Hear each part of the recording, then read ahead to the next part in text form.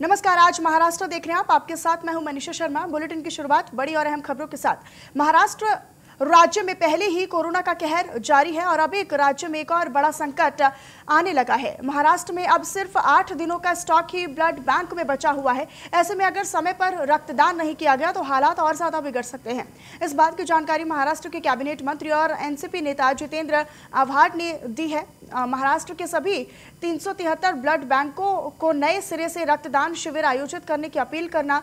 वर्तमान में राज्य के पास 43,000 इकाइयों का भंडार है और प्रतिदिन यानी हर रोज 3 इकाइयों में खून की मांग दर्ज होती है। इसका वार्षिक रक्त संग्रह 2019 में 70.23 लाख रक्त इकाइयों से गिर गया। और साथ ही आपको ये भी बता दें कि 2020 में कोविड-19 महामारी के कारण 15% से ज्यादा रक्त इकाई हो गया है। दिसंबर 2020 में महाराष्ट्र ने 1,94,000 रक्त इकाई एकत्रित की। जनवरी में ये संख्या घटकर 1,53,000 और फरवरी में 1,18,000 हो गई है, जो कि 2 महीनों में 39% घटी है। मुंबई में केवल 4,827 रक्त इकाइयां बाकी हैं।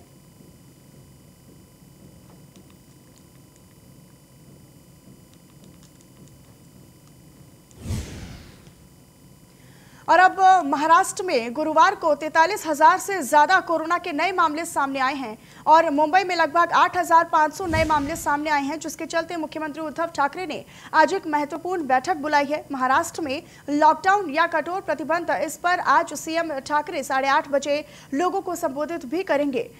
तो मुंबई के मेयर किशोर पेडनेकर ने स्थानीय सेवाओं पर प्रतिबंध लगाने की आवश्यकता पर संकेत दिए हैं। महाराष्ट्र में कोरोना वायरस की बढ़ती संख्या ने कोहराम मचाकर रखा हुआ है। कोरोना की तेजी से बढ़ती रफ्तार पर लगाम कसने के लिए आज मुख्यमंत्री उद्धव ठाकरे एक अहम बैठक करने वाले हैं। मुख्यमंत्री उद्धव ठाकरे रात 8:30 बजे जनता को संबोधित करेंगे। ऐसा अनुमान लगाया जा रहा है कि जनता को संबोधित करते हुए मुख्यमंत्री लॉकडाउन लगाने या फिर नहीं लगाने को लेकर भी बड़े ऐलान कर सकते हैं। इस बैठक में कोरोना की पृष्ठभूमि के खिलाफ एक बड़ा निर्णय किए जाने की संभावनाएं भी जताई जा रही हैं। तो वहीं दूसरी तरफ केंद्रीय मंत्रिमंडल के सचिव आज वीडियो कॉन्फ्रेंसिंग के माध्यम से 11 सबसे अधिक राज्यों के मुख्य सचिवों के साथ बैठक करें। पिछले महीने कोरोना के बढ़ते मामलों के बीच उद्धव ठाकरे ने ये कहा था कि वो लॉकडाउन को एक विकल्प के रूप में देखते हैं और साथ ही उन्होंने ये भी बताया था कि उन्हें विश्वास है कि राज्य के लोग पिछली बार की तरह सहयोग करेंगे और स्वेच्छा से कोविड-19 नियमों का पालन भी करेंगे।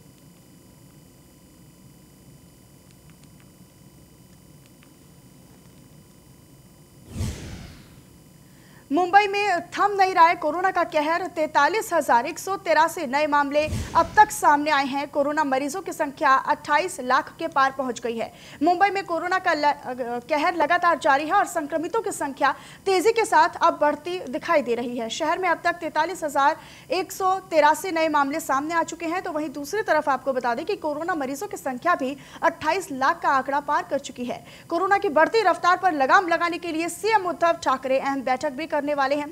बैठक में सीएम राज्य के सभी डीएम और म्युनिसिपल कमिश्नरों के साथ मौजूद रहेंगे। बता दें कि अब तक 24 लाख से ज्यादा लोग कोरोना से ठीक हो चुके हैं। तो वहीं दूसरी तरफ मरने वालों का आंकड़ा 54,000 के पार पहुंच चुका है।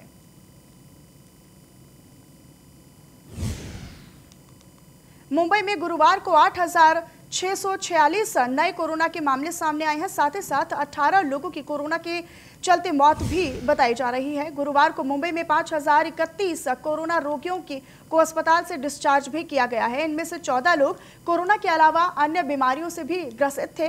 मरने वालों में 12 पुरुष और 6 महिलाएं शामिल हैं। फिलहाल मुंबई में 55,005 मरीजों का इलाज किया जा रहा है। मुंबई में ठीक होने वाले मरीजों की दर 84% तक पहुंच गई है। चिंता की बात यह है कि कोरोना संक्रमण 49 दिनों के अंतराल में दोगुना हो चुका है। 25 मार्च से 31 मार्च के बीच कोरोना वृद्धि की दरें देखी जाएं तो ये 1.38% पर पहुंच चुकी हैं।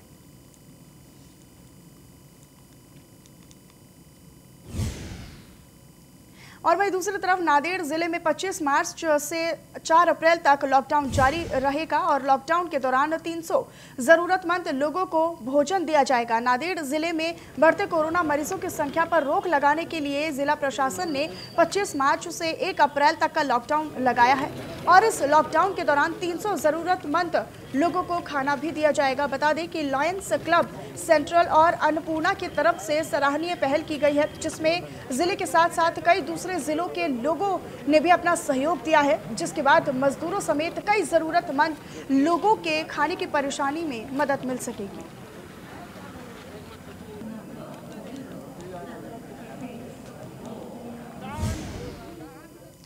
और पुणे में बढ़ते कोरोना वायरस मामलों के मद्देनजर रखते हुए प्रशासन ने 12 घंटे का कर्फ्यू लगा दिया है, जो कि रात 6 बजे से सुबह 6 बजे तक रहेगा। 3 अप्रैल से पुणे में कर्फ्यू लगाया जाएगा।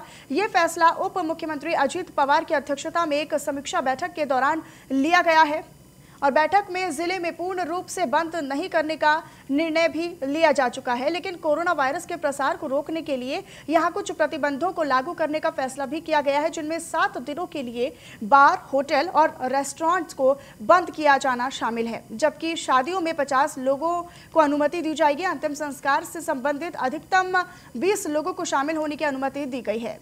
चेहरे पर मास्क पहनना ज्यादा सख्ती में शामिल किया जाएगा और जिले के डिविजनल कमिश्नर द्वारा जारी किए गए आदेश में यह भी बताया गया है कि स्थिति की समीक्षा 1 हफ्ते बाद यानी 9 अप्रैल को की जानी है।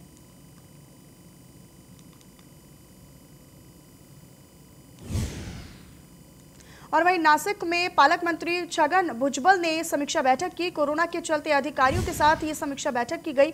नासिक में कोरोना की बढ़ती रफ्तार को देखते हुए जिले के पालक मंत्री छगन भुजबल ने अधिकारियों के साथ एक समीक्षा बैठक ली और बताया कि नासिक उत्तर महाराष्ट्र का मुख्यालय है। हमें हर मरीज का इलाज करने के लिए तैयार रहना होगा। सबसे पहले शहरी और ग्रामीण क्षेत्रों में स्वास्थ्य प्रणाली को मजबूत करना होगा। साथ ही साथ बेड, वेंटिलेटर और पर्याप्त ऑक्सीजन की सुविधाएं भी उपलब्ध करानी होगी। पालक मंत्री ने यह भी निर्देश और आदेश दे दिए कि सरकार के निर्णय के अनुसार एसएमबीटी और एमवीपी का अधिग्रहण किया जाना चाहिए।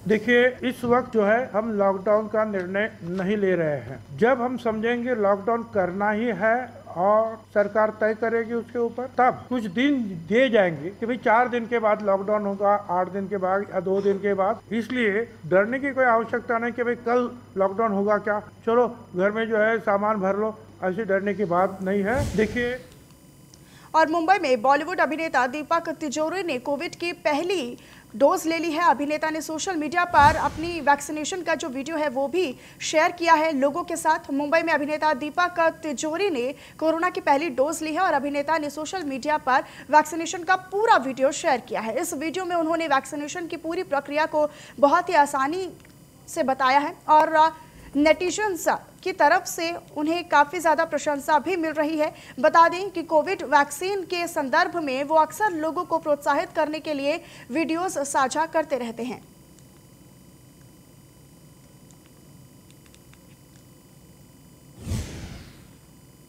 और महाराष्ट्र में तेजी से बढ़ रहे कोरोना संक्रमण के कारण महाराष्ट्र बेहाल है, जिसके चलते महाराष्ट्र प्रदेश कांग्रेस कमेटी के अध्यक्ष नाना पटोले ने मांग की है कि 18 साल से ऊपर के सभी लोगों को कोरोना का टीका लगाया जाना चाहिए। महाराष्ट्र में शहरी और ग्रामीण क्षेत्रों में कोरोना संक्रमण तेजी के साथ बढ़ रहा है।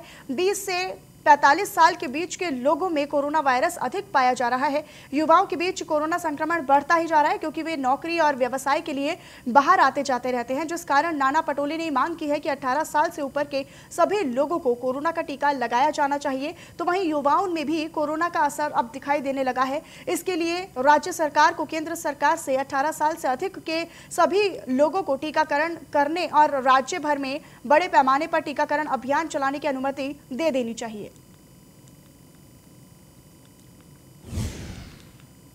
मुंबई समेत पूरे महाराष्ट्र में कोरोना की दूसरी लहर का कहर बढ़ता ही जा रहा है।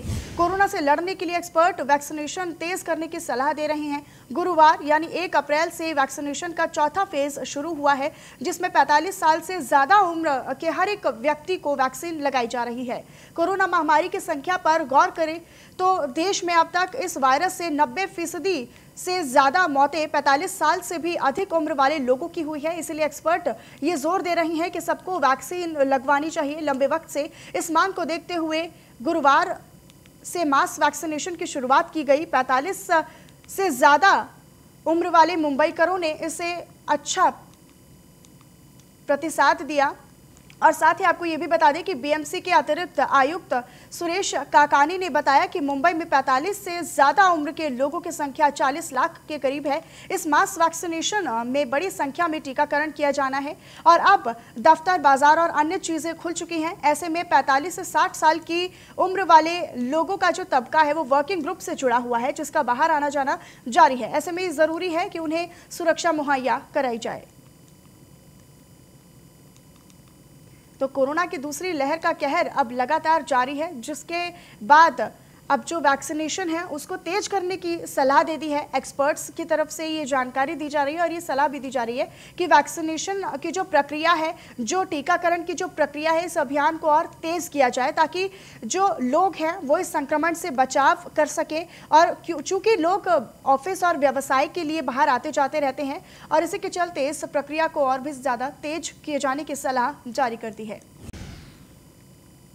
और नवी मुंबई में कोरोना रोगियों की संख्या हर दिन बढ़ती जा रही है, जिसके चलते नवी मुंबई नगर निगम के माध्यम से विभिन्न उपाय किए जा रहे हैं। इसी के मद्देनजर विष्णुदास भावे नाट्यगृह से ozone based air surface disinfected system बिठाया गया है। सिस्टम में मेकअप रूम में एक स्टॉल, 7 बालकनी में एयर प्योरीफायर लगाए गए हैं। ये सिस्टम बाहर से ताज़ी हवा लेगा और ओजोन की निर्मित कर उसे एक नाट्यगृह के अंदर छोड़ेगा। ये ओजोन नाट्यगृह के अंदर किए गए सारे बैक्टीरिया, कोरोना वायरस या कोई भी अन्य वायरस भी होंगे तो उसे भी खत्म कर देगा। नवी मुंबई नगर निगम इस सिस्टम को लगवाने वाला राज्य का पहला नगर निगम है।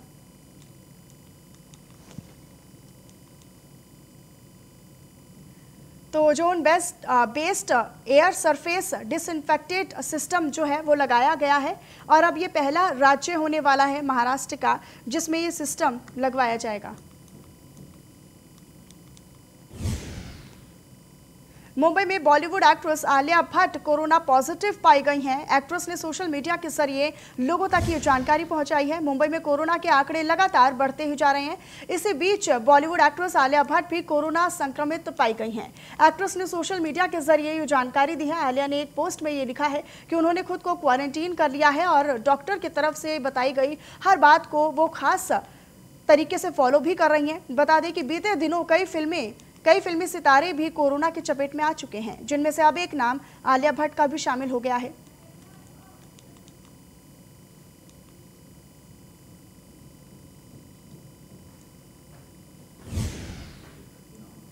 मुंबई से खबर जहां पर लोकल ट्रेन पर उठे सवालों पर बीएमसी कमिश्नर का बयान सामने आया है। लोकल ट्रेन की सेवा बंद करने का अब तक कोई भी आदेश नहीं है।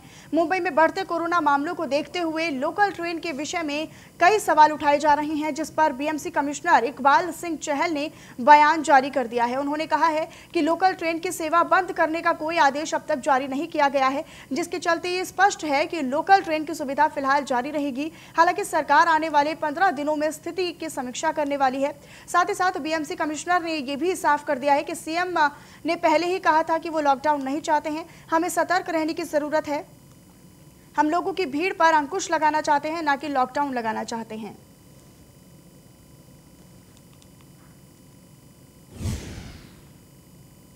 शिवसेना नेता और महाराष्ट्र के पूर्व मंत्री रविंद्र वायकर के खिलाफ जमीन घोटाले का आरोप लगाने वाले बीजेपी नेता किरीट सोमैया के खिलाफ रविंद्र वायकर ने 100 करोड़ रुपयों का मुकदमा बॉम्बे हाई कोर्ट में दायर कर दिया है। रविंद्र वायकर ने किरीट सोमैया के खिलाफ ये दावा किया है कि अलीबाग में कोरलबाई और महाकाली गुफा भूमि के मामले में उन्होंने अपने फायदे के लिए उनके परिवार और पार्टी को बदनाम करने और साथ ही जनप्रतिनिधि की छवि को धूमिल करने का आरोप लगाया है। जैसा कि नोटिस देने के बाद भी सोमैया ने काफी बार माफी भी मांगी है। वेकार ने अधिकार मुंबई उच्च न्यायालय में सोमैया के खिलाफ 100 करोड़ रुपए का गैर हर्जाना दावा भी दायर किया है। उन्होंने ये भी बताया है कि वो इस संबंध में जल्द ही सोमैया के खिलाफ एक आपराधिक मामला दर्ज करने वाले हैं।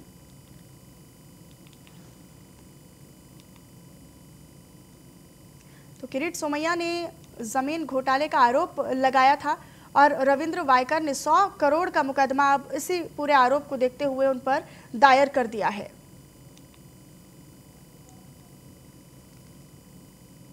तो जमीन घोटाले का आरोप किरीट सोमैया ने लगाया था, जिसके बाद रविंद्र वायकर ने 100 करोड़ का मुकदमा उन पर दर्ज कर दिया है।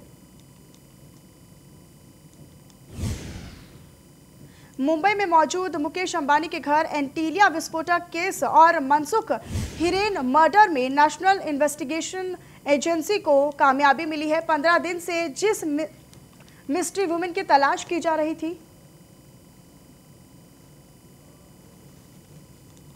15 दिन से जिस मिस्ट्री वुमेन की तलाश की जा रही थी वो मिल गई है। सचिन वाजे का वो अड्डा भी मिला है जहां पर सारी साजिश रची जा रही थी। इस मामले में मिस्ट्री वुमेन का नाम मीना जॉर्ज है। मीना थाने के मीरा रोड स्थित 7/11 कॉम्प्लेक्स के एक फ्लैट में रहती है। ये फ्लैट पीयूष गर्ग का बताया जा रहा है और पीयूष के बारे में अभी और भी जानकारी सामने नहीं आई है। ये जगह सचिन वाजे के घर के करीब बताई जा रही है। यहाँ से एनआईए ने दस्तावेज जब्त किए हैं और वहीं दूसरी तरफ मीना से पूछताछ हो गई है। बाद में उसे गुरुवार देर रात एनआईए दफ्तर में ले जाया गया। एनआईए को शक ये भी है कि ब्लैक मनी को वाइट करने में वाजे की ये मदद किया करती थी। मीना नोट काउंटिंग मशीन के साथ सचिन वाजे से मिलने के लिए दक्षिण मुंबई के ट्राइडेंट होटल गई हुई थी और इसकी सीसीटीवी फुटेज भी मिलने के बाद मीना की तलाश शुरू की गई थी। एनआईए ने दक्षिण मुंबई के गिरगांव इलाके में एक रेस्टोरेंट पर भी छापा मारा और ये रेस्टोरेंट ही सचिन वाजे का अड्डा था और वाजे यहीं पर पूरी प्लानिंग प्लॉटिंग किया करता था। एनआईए ने यहां से 65 दिन के सीसीटीवी फुटेज भी जब्त किए हैं। वो दस्तावेज भी बरामद किए हैं जिसका इस्तेमाल फर्जी सिम कार्ड हासिल करने के लिए किया जा रहा था। इस मामले में रेस्टोरेंट का मैनेजर संदेह के घेरे में है। मालिक और कर्मचारियों से भी पूछताछ की जा रही है। तो सचिन वाजे का वो अड्डा भी अब मिल गया है जिसकी काफ़ी लंबे समय से तलाश थी, जहां पर सारी प्लानिंग प्लॉटिंग की जा रही थी, जहां पर सारी साजिशें रची जा रही थी। तो मनसुख हिरेन में एनआईए को बड़ी कामयाबी, जहां पर वो अड्डे का पता लगा लिया गया है जहां पर सचिन वाजे पूरी प्लानिंग प्लॉटिंग करता था और सारी साजिशें वहीं पे रची जाती थी। एनआईए ने यहां से 65 दिन के सीसीटीवी फुटेज भी जब्त किए हैं। वो दस्तावेज भी बरामद किए हैं जिनका इस्तेमाल फर्जी सिम कार्ड हासिल करने के लिए किया जा रहा था और इस पूरे मामले में रेस्टोरेंट का जो मैनेजर है वो भी शक के घेरे में है।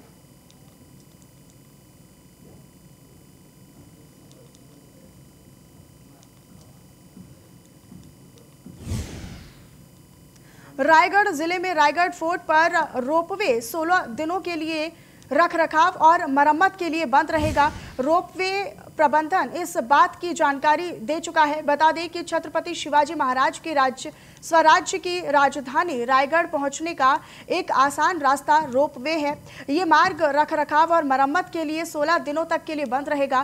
तालाबंदी के बाद किले रायगढ़ को देखने के लिए बड़ी संख्या में पर्यटक और श्रद्धालु पहुंच रहे हैं और रोपवे में भीड़ भी लग रही है। पर्यटकों को रोपवे पर 4 घंटों तक लाइन में खड़ा होना पड़ता है। तो मिलेनियम प्रॉपर्टीज रायगढ़ रोपवे के प्रबंधन के अनुसार रोपवे 3 से 18 अप्रैल तक रखरखाव और मरम्मत के लिए बंद किया जाएगा। तो रखरखाव और मरम्मत के लिए ये फोर्ट जो है वो बंद किया जाएगा। और आपको बता दें कि पर्यटकों को रोपवे पर 4 घंटों तक लाइनों में खड़ा रहना पड़ता है। मिलेनियम प्रॉपर्टीज रायगढ़ रोपवे के प्रबंधन के अनुसार रोपवे 3 से 18 मार्च तक रखरखाव और मरम्मत के लिए बंद किया जाएगा, जिसके बाद अब पर्यटकों को और जो जाने वाले लोग हैं उनको भी जो लाइनों में खड़ा होना पड़ता था अब वो नहीं होना पड़ेगा, क्योंकि अब ये जानकारी दे दी गई है कि अब ये मरम्मत और रखरखाव के लिए इसको बंद किया जा रहा है।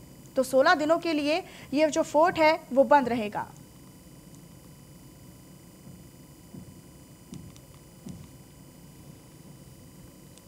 तो रायगढ़ फोर्ट पर रोपवे 16 दिनों तक बंद रहेगा। ये रखरखाव और मरम्मत के लिए बंद किया जाना है। तो मिलेनियम प्रॉपर्टीज रायगढ़ रोपवे के प्रबंधन के अनुसार रोपवे 3 से 18 अप्रैल तक रखरखाव और मरम्मत के लिए बंद किया जाएगा।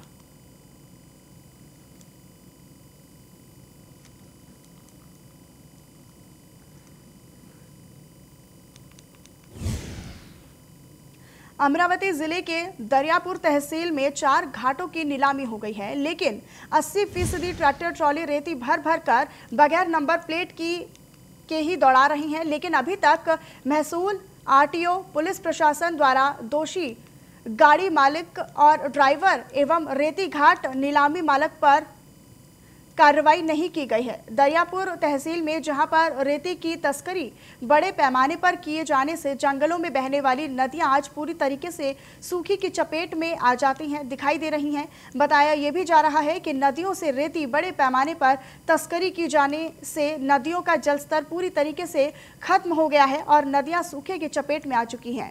जहां पर रेती तस्करों ने विभाग के कुछ कर्मचारियों के साथ मिलीभगत कर इन नदियों से बड़े पैमाने पर रेत तस्करी को अंजाम दिया और साथ ही ये सिलसिला आज भी जारी है। तो ट्रैक्टर ट्रॉली बिना नंबर प्लेट के दौड़ाते नजर आ रहे हैं, जहां पर दरियापुर तहसील में 4 घाटों की नीलामी की गई है।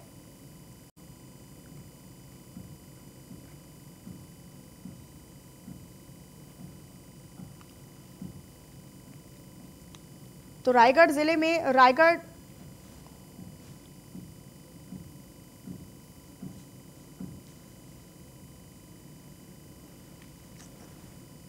अमरावती जिले के दरियापुर तहसील में 4 घाटों की नीलामी हो गई है, लेकिन 80% ट्रैक्टर ट्रॉली रेती भरकर बगैर नंबर प्लेट ही दौड़ा रही हैं।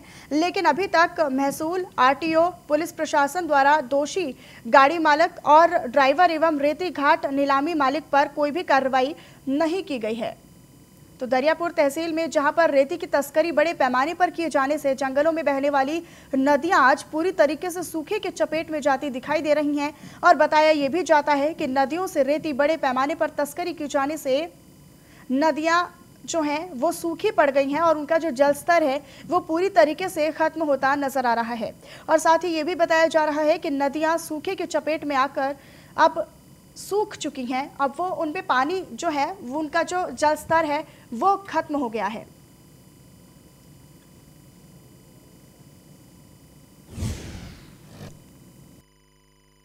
रेती घाट मालक और संबंधित आरटीओ विभाग उनको पत्र व्यवहार करके ट्रैक्टर मालक नंबर प्लेट लगा के वाहतूक करेंगे। इसके लिए पूरी तरह से तैयारी करेंगे और उनको पैसे लेके भी दे देंगे। रेती घाट मालक। भारतीय क्रिकेटर के इतिहास में 2 अप्रैल का दिन बहुत ही ज़्यादा खास है। बता दें कि 2 अप्रैल 2011 को भारतीय क्रिकेट टीम ने 28 सालों के बाद आईसीसी वर्ल्ड कप का खिताब जीता था और इसी अवसर को याद करते हुए विश्व के सर्वश्रेष्ठ बल्लेबाजों में से एक सचिन तेंदुलकर ने ट्विटर पर ट्वीट कर फैंस को बधाई दी है। सचिन तेंदुलकर ने ट्वीट किया है और ये भी कहा है कि आपकी प्रार्थनाओं के लिए धन्यवाद। चिकित्सीय सलाह के तहत एहतियात के रूप में मुझे अस्पताल में भर्ती करा दिया गया है। मुझे कुछ दिनों में घर वापस आने की उम्मीद है।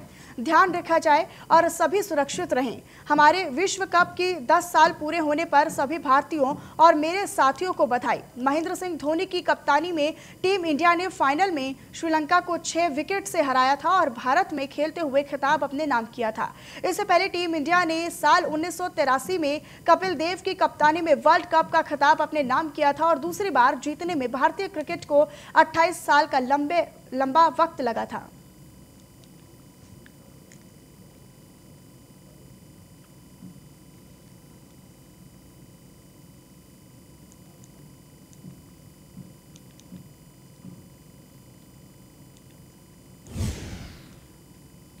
और कहते हैं कि मंजिल हौसलों से मिलती है। इस बात को सही साबित कर दिखाया है 8 साल की विद्याश्री येमचे ने। 8 साल की उम्र में विद्याश्री ने अपने नाम 35 रिकॉर्ड दर्ज करवाए हैं। आइए देखते हैं विद्याश्री की ये अनोखी कहानी।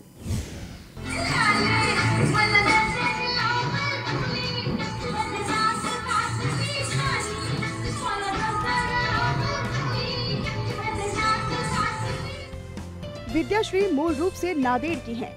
वे इस समय दूसरी कक्षा में पढ़ाई कर रही हैं और अब तक विद्याश्री ने भारत, एशिया, मार्वल्स, लिम्का आशा को विभिन्न रिकॉर्डों में दर्ज किया है, जिसमें 4 राष्ट्रीय, 4 अंतर्राष्ट्रीय और 4 राज्य स्तरीय स्वर्ण पदक भी शामिल हैं। कुल मिलाकर विद्याश्री ने अलग अलग श्रेणियों में 35 रिकॉर्ड अपने नाम किए हैं। मेरे 3 आवर्स 11 मिनट मेरे नॉन स्टॉप लावनी डांस का मेरा विश्व रिकॉर्ड हुआ है। मेरे 35 विश्व रिकॉर्ड हुए हैं। विद्याश्री की इस कामयाबी पर उसके माता पिता ने खुशी जाहिर करते हुए बताया कि विद्याश्री को बचपन से ही नृत्य करना बेहद पसंद था और वे 4 साल की उम्र से नृत्य कर रही हैं।